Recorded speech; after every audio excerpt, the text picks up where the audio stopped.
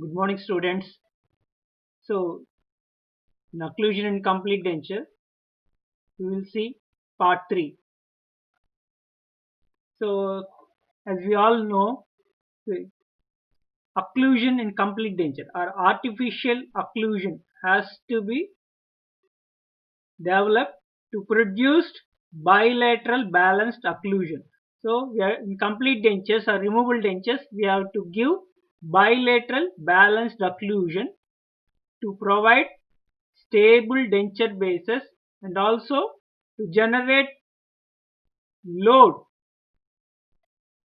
which are favorable for supporting tissues such as underlying bone and the mucosa. Okay, so as we all know, the mandible is the movable jaw. Compared to maxillary and mandibular, mandible is the movable jaw.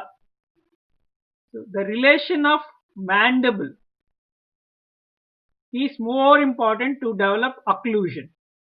So for this, in previous chapters you have seen, in horizontal jaw relation you have seen the position of the mandible has to be recorded in centric as well as eccentric positions such as protrusive and lateral positions of the mandible has to be recorded and have to set your articulator. See, all articulators will not accept these records. Only the adjustable semi or fully adjustable articulators which can accept these records, protrusive or lateral records. Not only the centric, protrusive and lateral records has to be accepted to mount the upper and lower cast. So these articulators has to be programmed according to the mandibular positions of an individual, of a person. So accordingly you have to set your teeth. So you all set your teeth, artificial teeth in the articulator. Then these has to be checked in the patient. So we don't set our teeth in the patient. We set our teeth in absence of patient in the articulator. So we have to program the articulator according to the patient jaw movements. Then we have to set our teeth. So similarly, we have to record all the mandibular movements to achieve bilateral balanced occlusion. In simple terms, bilateral balanced occlusion means the occlusion of the contact of opposing upper and lower teeth in centric and the smooth gliding of mandibular jaw from centric to eccentric position during the teeth contacts. So teeth has to be contact in the centric as well as in eccentric positions. Okay, so these has to be the ideal occlusion, bilateral balanced occlusion. So we know what are the mandibular movements. See, these mandibular movements is termed as border movements. We know the border is a boundary, Indian borders or state border means the limitations of the country or limitation of the state. Same, the mandibular border movements means the limitation of mandibular movements has to be registered. So it has posterior border movements, lateral, right, as well as left lateral border movements or lateral border position as well as protrusive. Okay, among these the posterior border position is important. In simple terms, this posterior border position of mandible is known as centric relation. In centric relation, it is a physiological mandibular position to maxilla when condyles are against the slopes of articular eminence. Means condyle and disc will be in a stable or braced position against the posterior slopes of articular eminence. This position has to be recorded because this is a repeatable position into which you have to set your teeth. As this position is repeatable, the occlusion set in this position, patient can always occlude the teeth when patient closes the mandible. If these two does not coincide, When patient closes the mandible in centric, the teeth will not come into contact. So this is very detrimental, or this is very harmful to the patient ridges and the denture stability. So always the T occlusion has to be positioned, artificial occlusion has to be positioned in the posterior border movement or posterior border position or centric relation. The occlusion developed in centric relation is also known as centric relation occlusion, as we already seen in dentulous patient where teeth are positioned in the socket individually. The centric relation and maximum intercuspation of teeth does not coincide. There will be a variation of 1.5 mm. In dentulous patient, even though these two does not coincide, each tooth has proprioceptive mechanism because of periodontal ligament. So these proprioceptive mechanism or impulses guide the teeth into maximum intercuspation or occlusion constantly. When these natural teeth are lost, proprioceptive impulses are lost. So you have to set your artificial teeth in centric relation such that always when patient closes the mandible, occlusion will be developed or occlusion will be achieved. So this is very, very important. Okay. So next, what do you mean by balanced occlusion? Balanced occlusion is nothing but the relation of opposing upper and lower teeth in centric position. From this position, it should have a smooth gliding to eccentric, such as protrusive and lateral movement. And also the lever balance. The teeth has to be set, or position of the teeth should be close to the ridges to provide lever balance. And also the denture basis has to be wide to distribute the occlusal load into wider areas. So these are the primary criteria. So contact of the artificial teeth, the position of the artificial teeth, and the denture base relation to the ridges and the supporting tissues is very, very important. And one more important thing is balanced occlusion is man-made. Balanced occlusion is man-made and it is unique to the dentures, artificial dentures. Balanced occlusion is not exist in the natural dentition. If it is present in the natural dentition, it will create interferences in the non-working side or balancing side. Remember, balanced occlusion in natural dentition creates interference or premature contacts on the non-working side which are harmful or which are pathogenic in nature. Pathogenic means it leads to bone loss or mobility of the teeth. So, natural dentition, balanced occlusion is not encouraged. Balanced occlusion is encouraged only in the artificial dentition or artificial occlusion. Now, when the forces are generated on the denture basis, denture should be stable, or they should have an equilibrium or stability. Okay, this is the main criteria. So next we see basic occlusal schemes in complete denture prosthodontics can be categorized into balanced occlusion, monoplane occlusion, lingualized occlusion, neutrocentric occlusion. See, occlusal schemes in complete denture are these four types: balanced, monoplane, lingualized, neutrocentric. And there are various concepts of occlusion. In pertinence to occlusion, the concept of occlusion for complete denture falls in two broad disciplines. So broadly, complete denture occlusion can be given in two disciplines. They are balanced occlusion, non-balanced occlusion. So two types are balanced, non-balanced.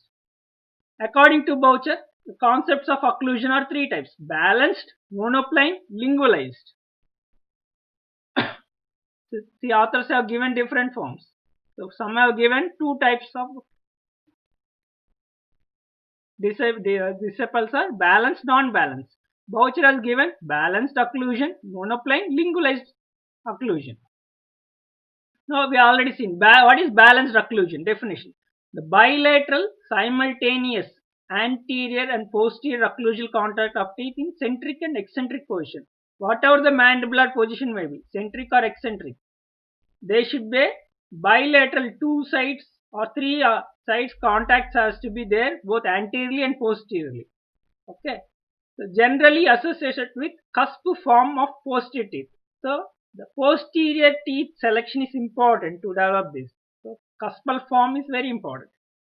It involves a definitive arrangement of teeth to provide simultaneous contact of all posterior teeth in harmony with mandibular movements and a predetermined anterior guidance. Okay, so this balanced occlusion already seen is a man-made, and this is developed because of our teeth arrangement. So we should arrange our teeth such that it provide simultaneous contact of teeth, posterior teeth in harmony with mandibular movements. So mandibular movements, according to the mandibular movement, there should be a teeth contacts along with the anterior guidance or along with the anterior incisal overjet and overbite. What is the purpose of this balanced occlusion? To provide stabilizing forces to the denture base on their basal seat. So by giving bilateral balanced occlusion, there will be a stabilizing forces of the denture base onto the basal seat. On the supporting tissue, the dentures can be stay stable without any movement or rocking. So when the teeth make contact and the jaws are in centric or eccentric relation, whatever the relation of the mandible may be, the stabilizing forces make the denture base to be on its position without any rocking or displacement. Balance in complete denture is unique and man-made. It does not occur in natural teeth since each tooth is supported independently. Even though if it is present in natural teeth, it creates problem on non-working side. Remember, that is very, very important. What are the advantages of this balanced occlusion? Stability. Already we have seen. It makes the dentures base stable on the supporting tissues, and the generation of the load, proper load onto the supporting tissue helps in preservation of supporting tissue. In balanced occlusion, the denture base are stable during bruxism activity. Even though patient have parafunctional habits such as bruxism, this balanced occlusion helps the denture base to be stable. This balanced occlusion required during the time of mastication deglutition. This balanced occlusion or balanced contact of teeth, simultaneous contact of teeth has to be there not only during chewing or mastication, even during swallowing or deglutition. What are the main disadvantages? A semi-adjustable or fully adjustable articulator is required. To develop bilateral balanced occlusion according to the patient mandibular movements, we have to set our teeth in semi-adjustable, fully adjustable articulator. In 3-point articulator or semi 3-point articulator, what you use in your preclinical or your CD patient right now, does not help in developing bilateral balance. We require semi-adjustable or fully adjustable to generate mandibular movements. It may tend to encourage lateral and protrusive grinding habits. Because of this, patient may develop lateral and protrusive grinding habits. And it is very difficult to achieve balanced occlusion in severe class 2 and class 3 cases. In case of severe class 2, where maxilla is well forward than mandibular jaw, in class 3, where mandibular jaw is forward than the maxillary jaw, so bilateral balanced occlusion achievement is very difficult. What are the general consideration for achieving balanced occlusion? See, already we have seen in previous class. So those points are summarized. Okay, general consideration for balanced occlusion. Wider and larger the ridge, if the residual ridge is wider and larger, the teeth has to be set close to the ridge to develop lever balance. Okay, so wider, larger the ridge, the teeth has to be set closer for greater the lever balance. Greater the lever balance, the denture bases will be stable on the ridges. But suppose if because of resorption, the ridges become smaller and narrower, and if you set the teeth away from the ridge, okay, to set your teeth far away from the ridge, they leads to poorer the lever balance. Okay, if ridges are narrow and small, even though ridges are narrow and small, you have to set your teeth closer to the ridge, not away. Away you set the teeth from the ridge, it will affect the leverage balance. Next, third point. Wider the ridge, narrower the teeth buccolingually. See, all, already we have seen the artificial teeth, width of artificial teeth should be narrow buccolingually than the natural teeth to reduce the amount of occlusal load. So, wider the ridge. So, maybe ridge may be wide and well formed. The teeth has to be narrow buccolingually to generate or to create greater the balance. Narrow the ridge, and if you select the wider the teeth, you select a wider teeth compared to the ridge size, and it will have a poorer the balance.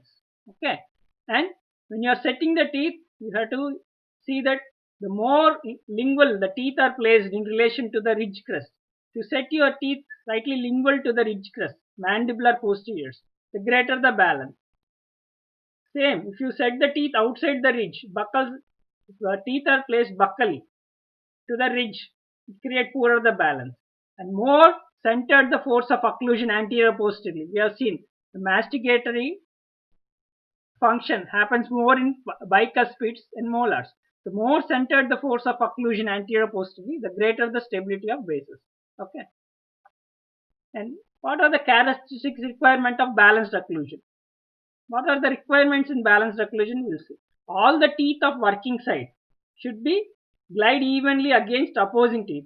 So when you are chewing on one side, suppose left side you are chewing, all the teeth on working side should glide evenly against opposing teeth. Lower teeth has to glide onto the upper teeth freely. There should not be any interference. No single teeth should produce any interference or disocclusion of other teeth. So in denture occlusion, all the teeth function as a group. So no single teeth should cause any interference or any disocclusion of other teeth. They should be contacting balancing side, but they should not interfere with smooth gliding movements of working side. So as we see, when mandible is moved onto a left side contact has to be there, and non-working side, right side balancing side, the contact has to be there without interfering the working side, and there should be simultaneous contact during protrusion. So in all areas, the working side, non-working side, protrusion, all the areas contact has to be there. These are the requirements of balanced occlusion. Now there are various types of balanced occlusion. They can be broadly categorized into unilateral liver balance, unilateral occlusal balance, bilateral occlusal balance, protrusive occlusal balance. So balanced occlusion can be unilateral liver balance, unilateral occlusal balance, bilateral occlusal balance, protrusive occlusal balance. We will see what are unilateral liver balance. So unilateral, one side. Liver means which helps in stability. It is present when there is equilibrium of the base, denture base on its supporting structures. So if the denture base is properly seated on its supporting tissues, you have an equilibrium or stability. So in this position, when a bolus of food, when you are chewing the food, when you place a food in the mouth, when a bolus of food is interposed between the teeth on one side and space exists between the teeth on the opposing side. So we remember, when you start chewing, when you place a piece of food or bolus of food in mouth and you place on one side and start chewing, on that side is known as working side. When one on the working side, first initial contact happens on the working side.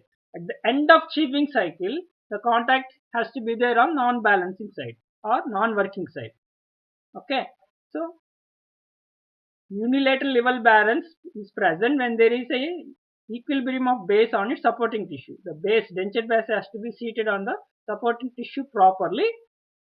When there is a proper support is there, then food the bolus is there on the working side, the space exists on the opposite side.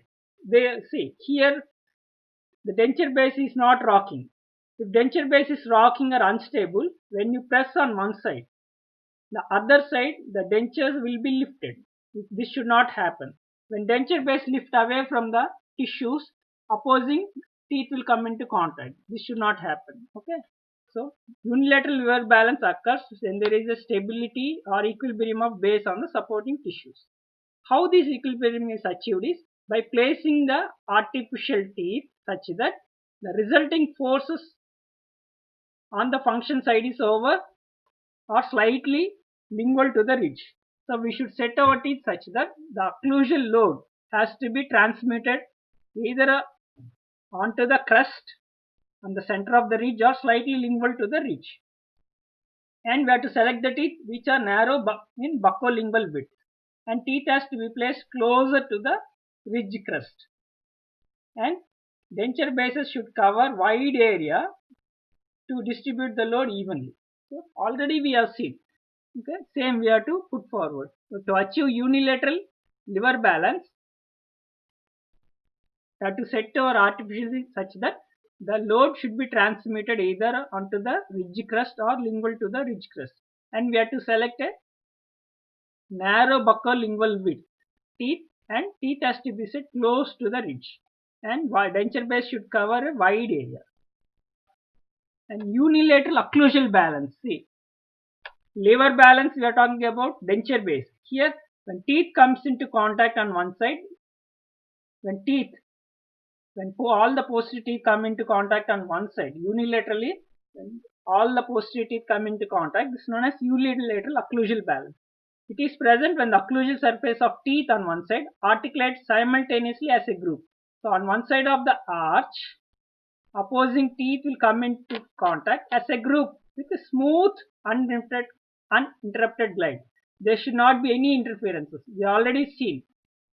We have to modify the artificial teeth such that there should not be any locking mesiodistally. Means we have to reduce the cuspal height without any locking mesiodistally, so that denture bases has to be moved or glide anterior posteriorly. And also buccolingual cusp has to be modified to prevent any kind of lateral interferences. Means we have to modify the artificial posterior cusp such that anterior posteriorly, laterally the movements has to be taking place without any interference. Now, very important is bilateral balanced occlusion or bilateral occlusal balance. This is present when there is equilibrium on both sides of denture due to simultaneous contact of teeth in centric and eccentric occlusion. So, on both sides of the denture, right and left side, the contact has to be there both in centric and eccentric occlusion. Always you remember, it requires a minimum of 3 contacts for establishing plane of equilibrium. See, not to position the dentures firmly on the ridges during occlusion or during mastication, 3 contacts, minimum of 3 contacts. 2 posteriorly means 1 right posterior contact, 1 left posterior contact, 1 anteriorly. Minimum of 3 contacts has to be there for establishing equilibrium. It depends on Hanau's squint. Hanau is given different factors to establish this balanced occlusion. Now, next, protrusive occlusal balance. This is present when the mandible moves essentially forward, protrusion, when mandible is moved forward from the centric position. This is present when the mandible moves essentially forward and occlusal contacts are smooth. When mandible moves forward, the contact of occlusion has to be smooth and simultaneously in posterior region, both on right and left side as well as on anterior. So, in protrusive occlusal balance, when mandible is in protrusive position, teeth contact has to be there on both sides and left side posteriorly as well as on anterior teeth. It is slightly different from bilateral balanced occlusion. The protrusive occlusal balance is slightly different compared to bilateral balanced occlusion because it requires minimum of 3 contacts, 1 on each side posteriorly and 1 anteriorly. Protrusive occlusal balance, not only the posteriorly contact, evenly anterior contact has to be there. This is a slight difference. Now, what is Hanau's squint? He has proposed bilateral balanced occlusion. So, initially he has given 9 factors, but further they are reduced later on. So, Rudolf L. Hanau proposed 9 factors that govern the articulation of artificial teeth. They are horizontal condylar guidance, compensating curves, protrusive incisal guidance, plane of orientation, buccolingual inclination of tooth axis, sagittal condylar pathway, sagittal incisal guidance, tooth alignment, relative cusp height. So initially, Hanno has given 9 factors. These are known as laws of balanced articulation. So these are known as laws of balanced articulation. So initially, he has given 9 factors. So further, he has condensed into 5. These are very, very important. So these repeatedly asked here for final exam, maybe as an essay question or in a short answer, and in the Viva Voce it is frequently asked question. The factors that affect balanced occlusion, they are condylar guidance, incisal guidance, plane of occlusion, compensating curve, cuspal height or inclination of the cusp. These 5 factors are very, very important. You have to remember. What are the factors affecting bilateral balanced occlusion means? Condylar guidance, incisal guidance, plane of occlusion, compensating curve, cuspal height or inclination of the cusp. These are popularly known as Hanno Quint. Okay. So these Hanno Quint can be represented like a diagram. This we will see in the next class. Okay. Thank you.